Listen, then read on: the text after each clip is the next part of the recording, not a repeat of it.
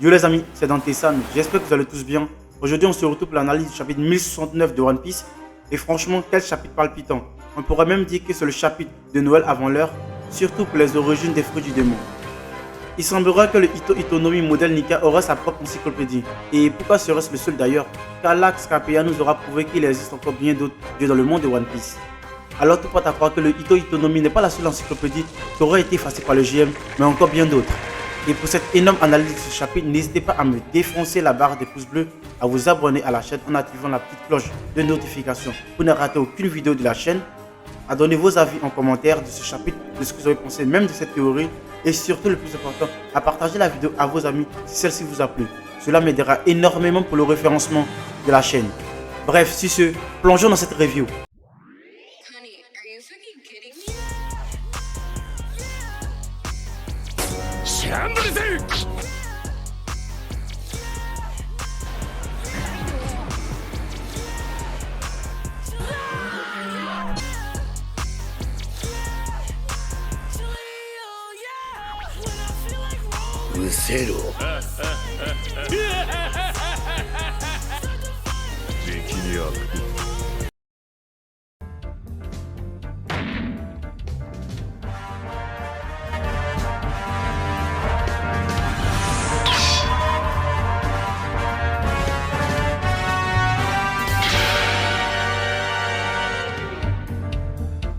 Bon, commençons par la cover de ce chapitre.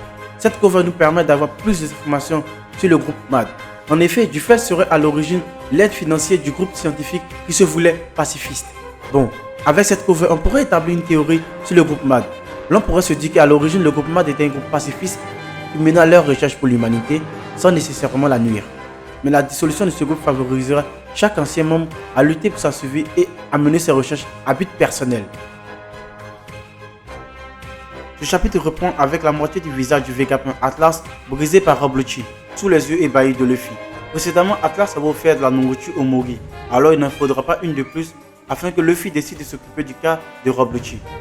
Mais Kaku conseille à Lucci de ne pas engager une bataille face au Mugiwara sans la permission de l'état-major et surtout encore moins qu'il est devenu Yonko, car cela pourrait causer une guerre. Alors ce chapitre prouve que pour faire face à un Yonko qui pourrait changer l'équilibre du monde, l'état-major ou plus que le gouvernement mondial et la marine doivent être de mise. Dans ce cas, il semblerait que le JM semble tenir à l'équilibre de ce monde. もはや目も当てられん七部会に空いた3つの席をどう埋めるか新世界の動きを少し待つべきだ海賊たちの中での勢力図も変わってくるはず Du côté de la marine, Akainu apprend la présence des Mugi sur Egg Egg. Mais pour l'amiral en chef, il serait très catastrophique si Vegapunk rejoignait les rangs des Mugiwara. Car si cela devait arriver, la marine serait dessus d'une énorme force militaire. Dès lors, nous apprenons le départ de Kizaru pour Egg Egg suivi de la marine afin de peut-être engager une bataille face aux Mugiwara, chose qui me semble assez compromise.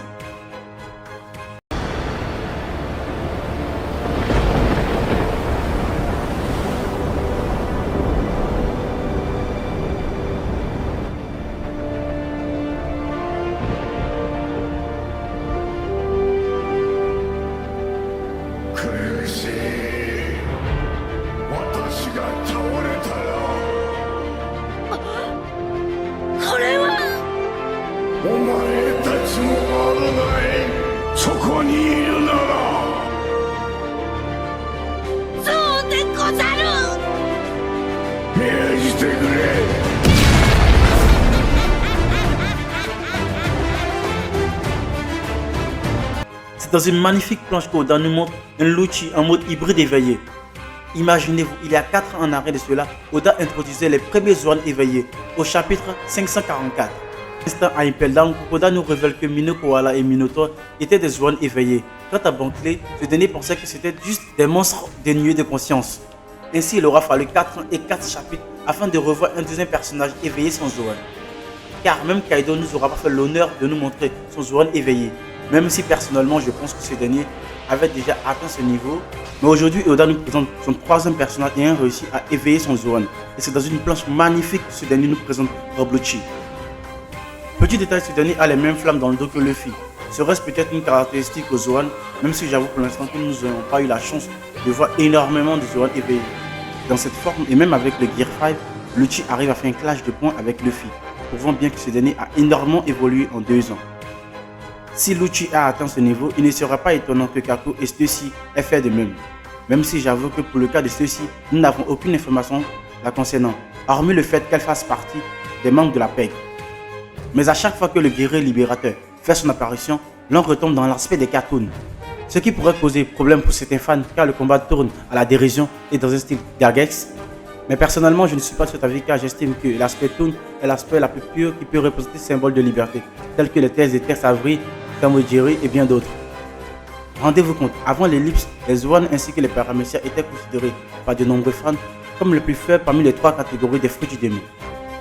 Mais pré-ellipse c'est peut-être un peu trop dit car Achabandi, Marineford, mais surtout après l'ellipse, les Paramecia et les Zoan ont fortement occupé les planches de One Piece.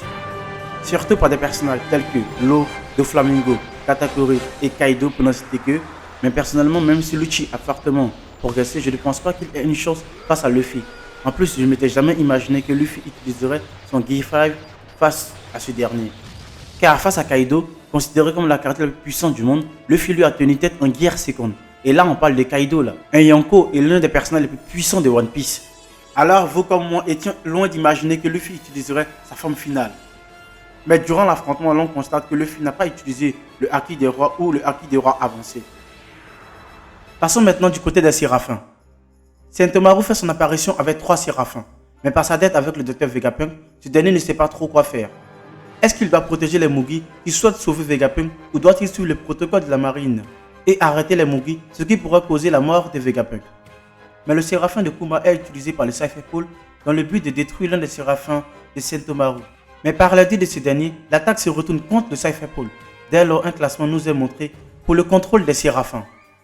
Ce classement se présente ainsi. En 4e, les détenteurs de la plus d'autorité, ce qui s'apparente au Cypher Pole. En 3e, Sentomaru. En 2e, Vegapunk, avec une Stella plus satellite. Et personnellement, j'ignore ce que ces 2 prénoms signifient. Si c'est des personnages ou si c'est plutôt un nom de code. Et pour finir, en première position, les 5 doyens. Mais cela m'étonnerait que Vegapunk n'ait pas prévu de plan et reste le 2e à pouvoir prendre le contrôle des Séraphins. Et personnellement, je pense qu'il est clair qu'un personnage peut prendre le contrôle de tous les pacifistes et Séraphins. Et cette figure d'autorité pourrait être Dragon. Personnellement, je ne sais pas si vous avez déjà regardé Star Wars.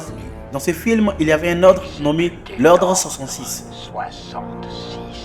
En gros, pour la faire courte, l'Ordre 66 aura permis aux soldats clonés de la grande armée République Galactique de se retenir contre leurs généraux. Alors j'ai l'impression que c'est ce qui pourrait se passer pour les pacifistes et Séraphins, par le biais des dragons. Mais Lucci supprime Sentomaru avec son Shugan afin de pouvoir prendre le contrôle de tous les pacifistes présents. Et même avec tout ceci et la future présence de Kizaru, je ne pense pas que Luffy sera en difficulté face à l'amiral et à Lucci. Car je rappelle que Luffy a battu un Kaido, reconnu comme étant la créature la plus puissante du monde. Et même en termes de scénario, je ne vois pas le Cypher Pole poser un problème à Luffy. Bon, maintenant pour la clôture de ce chapitre, intéressons-nous à la partie la plus importante sur l'explication des origines des fruits du démon. Par l'édit de Vegapunk, nous apprenons que le modèle Nika ne fait pas partie de l'encyclopédie des fruits du démon. En plus de cela, il aura été effacé par le gouvernement mondial. Toutes ces informations révélées sous les yeux ébahis des Mugi pensant que les capitaines utilisaient le Gomu Gomu no Mi.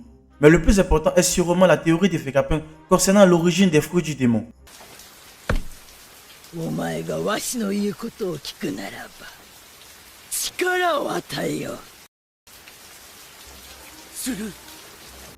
Vegapunk nous apprend que les fruits du démon sont le souhait des humains. Mais ces fruits auront été maudits par la mère de toutes choses qui se présente ici comme étant la mère. Pour l'instant, il est tout à fait normal de ne pas comprendre les dits de Vegapunk parce que même moi, je vous avoue que j'ai eu du mal à le comprendre dès la première lecture. Mais plus nous avancerons dans ce chapitre et à la suite de mes explications et théories, je pense que vous arriverez à comprendre les dires de Vegapunk. Tout de même, il est important de noter que ces propos sont des théories de Vegapunk. Mais même si celles-ci restent que des théories, je pense que dans l'ensemble, il y a quand même un peu de vrai. Je m'explique. Prenons le cas des textes anciens et d'autres œuvres pour appuyer cette théorie. Dans le christianisme, il est stipulé que l'homme était en mesure de faire de ses souhaits une réalité. Certes, même si c'était par le biais d'un être divin, chose qui n'est pas le cas ici dans One Piece, enfin, c'est ce que l'on pense, mais cela n'empêche que les souhaits des hommes de One Piece seraient devenus réalité. Mais sortons de l'aspect du divin. Dans l'œuvre de James Matthew Berry de 1911, Peter Pan, dans le royaume merveilleux, ou le monde enchanté, c'est comme vous voulez, Peter Pan avait la possibilité de faire tout ce dont il imaginait, à condition qu'il soit heureux. Mais cet aspect du merveilleux pourrait se caractériser au monde de One Piece. Par exemple, prenons le cas des sabres et des épéisses, chose qui fait débat dans la commune de One Piece. 気に入った。これをもらう。バカが恨んでいいぞ。そいでお前が死んだら俺が殺したみてえじゃねえか。バカはあんただよ。あんなもん売っちまいな。母ちゃん。じゃあこうしよう。俺の運とこいつの呪い。どっちが強いか試してみようか。や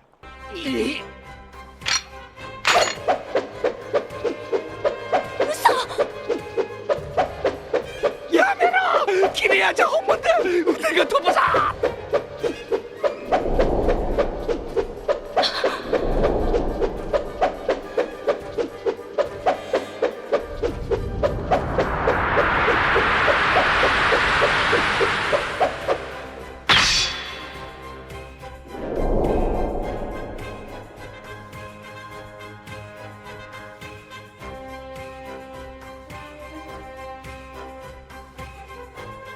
もらっておく。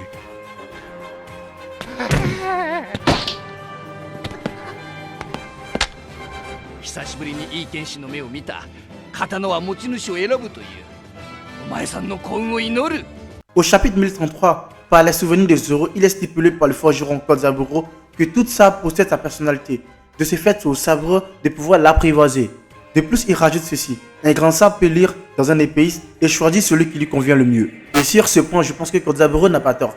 Prenons le cas de sa lame Enma. Enma est une lame d'exception qui se nourrit du acquis de son détenteur. Tout ceci dans le but de le tester. Zoro a dû utiliser son acquis des rois pour le dompter. Mais après avoir battu King, Zoro fera la rencontre de la faucheuse. À cet instant, nous pensions que c'était le médicament que Chopper avait donné à Zoro qui le faisait halluciner. Mais pour moi, ceci serait faux. Certes, Zoro a réellement rencontré la faucheuse. Mais cette dernière ne serait pas ce que nous pensions. Car dans le folklore japonais, Enma est reconnue comme étant le seigneur des enfers. Et la faucheuse désigne la mort. En effet, c'est elle qui emmène l'âme au paradis ou en enfer. Alors, si tout ce que je présume juste si les épéistes savaient juste, dans ce cas, la faucheuse ne serait pas ce que nous avions pensé, mais plutôt Enma qui serait apparu à Zoro dans le but de le baptiser, car ce dernier a su se montrer digne d'elle. Mais est-ce qu'un objet peut réellement prendre vie dans le monde de One Piece?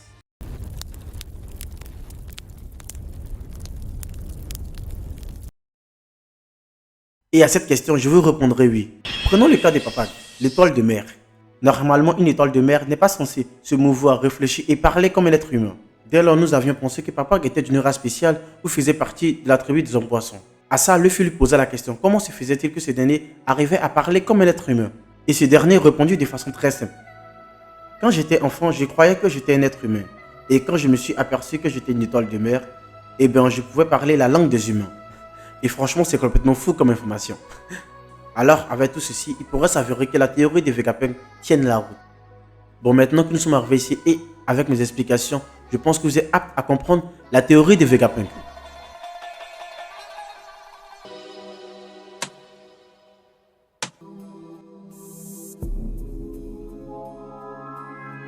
Le docteur affirme que les fruits du démon sont nés des souhaits des êtres humains. Ainsi, chaque souhait demandé intensément par un humain apparaîtrait plus tard dans le futur. L'humain désireux d'un pouvoir, d'une évolution faramineuse, et comme ceux-ci ne sont pas naturels, la mère de toutes choses les rejette. Car un être humain ne devrait pas avoir ceci dans sa constitution biologique. Mais si tout ceci est le cas, pourquoi se limiter uniquement aux fruits du démon? On pourrait imaginer que toute chose née sur Terre soit le souhait des humains.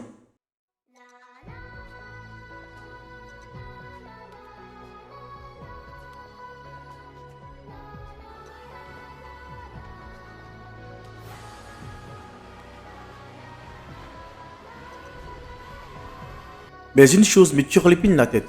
Qui réalise tous ces souhaits? Dans la religion biblique, l'on pourrait dire que c'est Dieu. Or, dans One Piece, nous savons tous qu'il n'existe pas d'entité supérieure. C'est ce que j'avais évoqué précédemment. Mais si je vous disais que pour moi, il n'existe pas d'entité supérieure, mais une forme de magie dans One Piece. Et ceci pourrait s'apparenter à la voix de toute chose, qui revient inlassablement. Pour faire le parallèle avec la religion, il est stipulé qu'il y a longtemps de cela, seuls quelques rares êtres vivants pouvaient communiquer et entendre la voix de Dieu.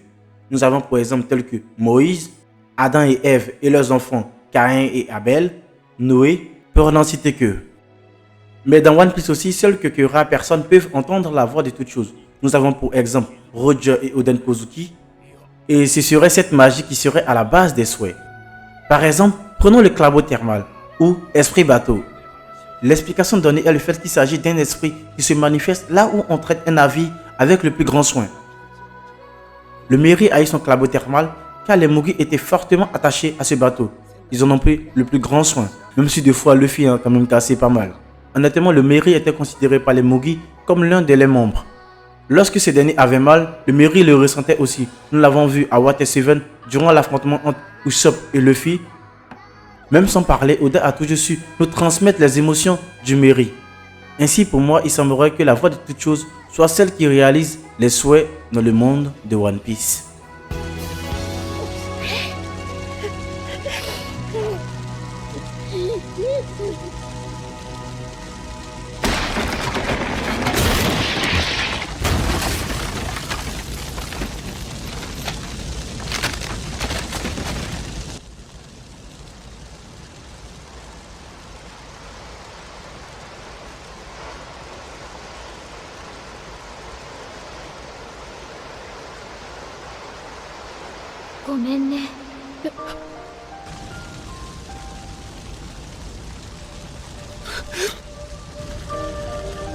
もっとみんなを遠くまで運んであげたかった。ごめんね。ずっと一緒に冒険したかった。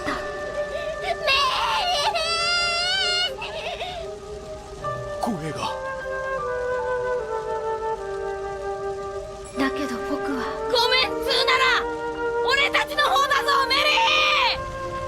俺火事下手だからよ。お前を氷山にぶつけたりよ、こう破ったこともあるしよ。泥もサンジもアホだからいろんなもん壊すしよ。そのたんびウソップが直すんだけど下手くそでよ。ごめんっつうなら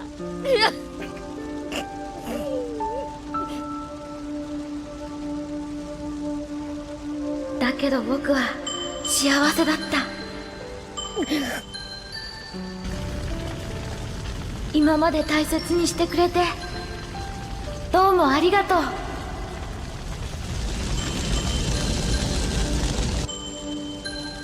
僕は本当に幸せだった。君たちがいたから